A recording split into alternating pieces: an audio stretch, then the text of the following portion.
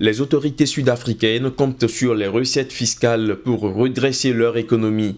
Le pays prévoit des recettes fiscales de 98 milliards de dollars pour l'exercice en cours, avec une augmentation de 14% par rapport aux chiffres enregistrés lors de l'exercice précédent, clôturé en mai dernier. L'objectif visé par le gouvernement sud-africain est de redonner des forces à une économie en crise depuis plusieurs mois. Afin d'atteindre ces objectifs, le gouvernement entend opérer certaines réformes dans le secteur. Déjà en avril dernier, les autorités avaient annoncé qu'elles comptaient introduire un impôt annuel sur la fortune. Il faut dire que ces réformes interviennent dans un contexte économique tendu. Le pays était officiellement entré en récession au mois de juin dernier et les revenus fiscaux ont enregistré leur plus faible performance sur les 7 dernières années, en chutant notamment de 2,3 milliards de dollars au cours de l'exercice précédent. Le taux de chômage a également grimpé en flèche, atteignant les 28%, son plus haut niveau depuis 14 ans. Aujourd'hui, le déficit budgétaire de l'Afrique du Sud est estimé à près de 3,1%. 260 000 oiseaux ont été abattus en Afrique du Sud pour prévenir toute propagation de l'épidémie de la grippe aviaire. Il s'agit précisément de la souche H5N8 du virus détectée dans 2 fermes avicoles dans le sud-est du pays, ce qui avait conduit les autorités sud-africaines à interdire la commercialisation de poules vivantes sur le sol sud-africain. Un coup dur pour ce pays qui est le premier producteur et le plus gros consommateur de volailles du continent.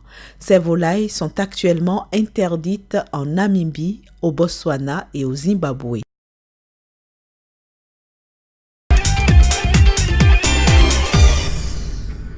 La Banque africaine de développement réaffirme son engagement au Bénin à travers de nouveaux investissements d'un coût global de 52,2 milliards de francs CFA. Le premier projet, qui bénéficie d'une enveloppe de 25 milliards de francs CFA, concerne l'aménagement et le bitumage d'un tronçon routier devant permettre de rapprocher 2 marchés frontaliers togolais et béninois. Le deuxième investissement, estimé à 20 milliards de francs CFA, concerne la viabilisation d'un site pour la construction de 1300 logements sociaux à Wedo, dans la commune d'Abomey-Calavi, au sud du pays. Le troisième et dernier volet de ce nouvel engagement de la BOAD au Bénin concerne la construction à Cotonou d'un hôtel de luxe d'une capacité de 202 chambres pour un budget de 7,4 milliards de francs CFA. Cet hôtel est destiné à améliorer l'offre en réceptif de grands stand-in dans la capitale béninoise. 4 des 6 pays de la CEMAC, le Cameroun, le Gabon, le Congo et la République centrafricaine, émettent des titres sur le marché des titres publics de la Banque des États de l'Afrique centrale, BEAC, ce mercredi. Objectif, lever une enveloppe globale de 28 milliards de francs CFA. Le Cameroun et le Congo vont tenter de lever respectivement 5 et 8 milliards de francs CFA à travers l'émission de bons du trésor assimilables d'une durée de maturité de 13 semaines. Quant à la République centrafricaine, elle vise à assembler 4 milliards de francs CFA. Le Gabon, qui ambitionne de lever 11 milliards de francs CFA, est le plus gros demandeur de la séance d'adjudication à travers une émission de bons du trésor assimilables d'une maturité de 26 semaines. Il faut dire que les États de la CEMAC ont déjà mobilisé près de 4 000 milliards de francs CFA depuis le lancement du marché des titres publics en novembre 2011, selon des statistiques de la Banque des États de l'Afrique centrale.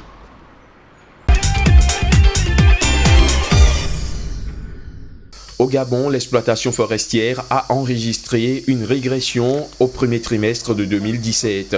L'activité de la branche des industries de la transformation de bois a en revanche connu une croissance sur la même période. Selon les indicateurs de la Direction générale de l'économie, publiés à la fin du mois de mars 2017, la production industrielle a progressé de 14,9% en raison d'un approvisionnement régulier en grumes et de la montée en puissance des unités de transformation nouvellement installées. L'activité de sciage a par exemple amélioré ses résultats industriels et commerciaux. En effet, la production a enregistré une hausse de 13,6% pour se chiffrer à 110 145 mètres cubes. Cette embellie résulte d'un approvisionnement des unités de transformation en grumes et du renforcement du tissu industriel.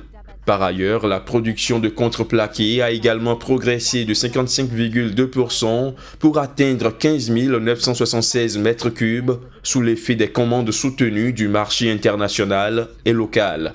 Dans le même temps, les exportations et les ventes locales ont augmenté respectivement de 29,8% et 124,3%.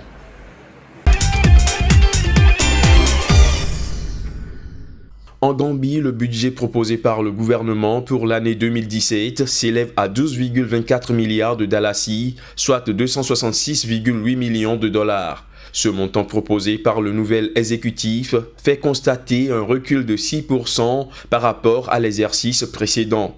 Cette baisse s'explique par la volonté des nouveaux dirigeants du pays de contenir la dette publique qui a explosé durant ces dernières années.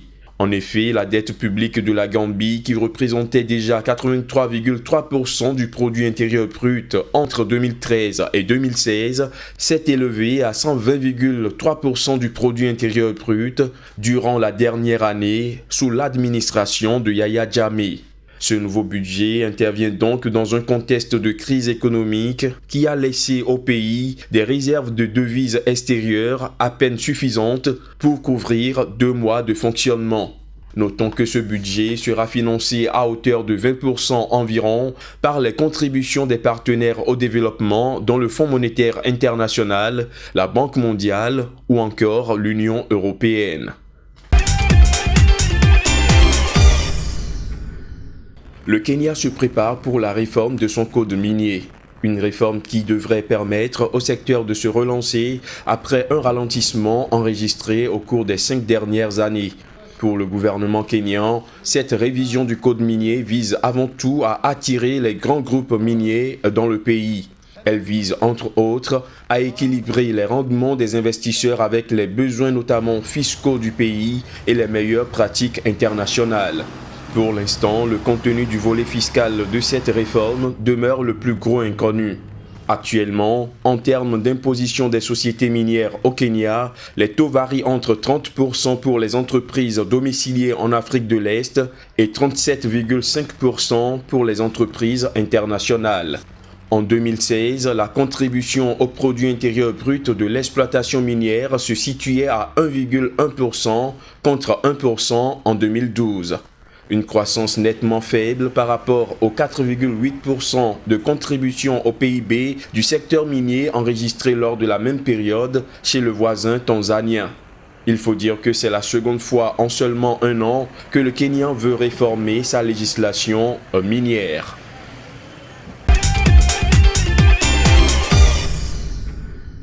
Madagascar va bénéficier d'un prêt de 86 millions de dollars du Fonds monétaire international.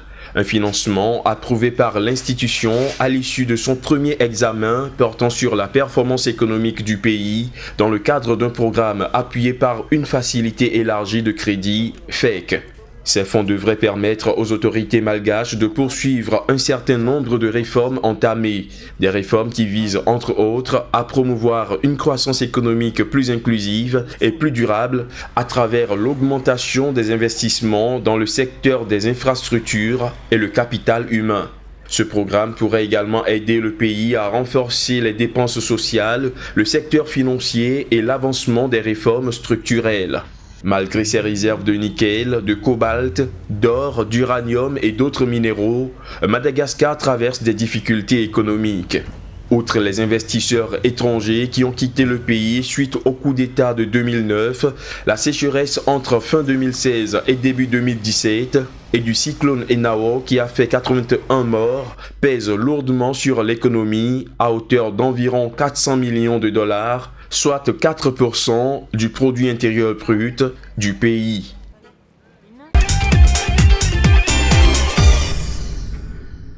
La Sonangol, compagnie pétrolière nationale d'Angola, a dégagé en 2016 un bénéfice avant impôt de 3,16 milliards de dollars contre 2,33 milliards de dollars en 2015. C'est ce qui ressort des comptes rendus publics lundi à Luanda par la présidente directrice générale. Pour Isabelle Dos Santos, qui a pris les rênes de la compagnie en juin 2016, ce résultat découle des réformes entreprises en vue de faire de la Sonangol un groupe compétitif dans le monde entier. Ainsi, nous avions commencé ce processus de transformation et nous avons continué d'expérimenter différentes choses qui nous ont permis de connaître la réalité de la société à différents niveaux, que ce soit au niveau financier, au niveau du patrimoine, au niveau des affaires, du processus juridique, au niveau du talent humain, économique et social.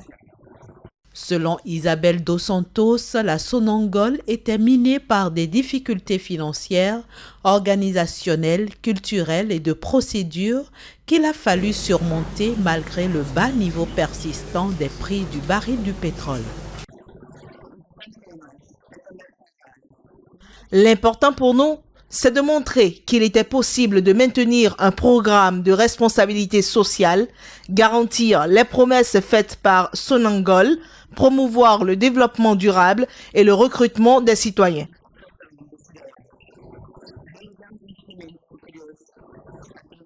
Nous avons réalisé un investissement supérieur à 22 milliards de dollars dans les domaines de l'éducation, de la santé et de la formation professionnelle.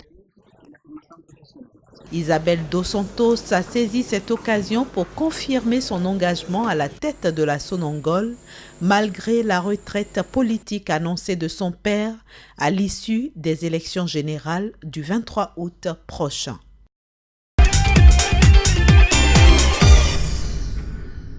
La Tanzanie va bénéficier d'un prêt de 345 millions de dollars de la Banque mondiale. Ce financement, approuvé par le conseil d'administration de l'institution de Bretton Woods, devrait servir à l'extension du port de Dar es Salaam. Ces fonds pourraient donc permettre de résoudre les problèmes d'encombrement que rencontre le principal port tanzanien, le rendant plus performant. En effet, le port de Dar es Salaam, en concurrence avec celui de Mombasa au Kenya, ambitionne de devenir le pôle le plus important pour les échanges commerciaux dans la sous-région est-africaine. Il faut dire que les problèmes de gestion des cargaisons restent un souci fondamental à résoudre pour les autorités tanzaniennes qui prévoient un relèvement de la capacité du port à 28 millions de tonnes d'ici 2020. Rappelons que ce prêt de la Banque mondiale est le deuxième accordé au pays pour l'extension de son port cette année. En janvier dernier, la Tanzanie avait déjà reçu de la banque 305 millions de dollars.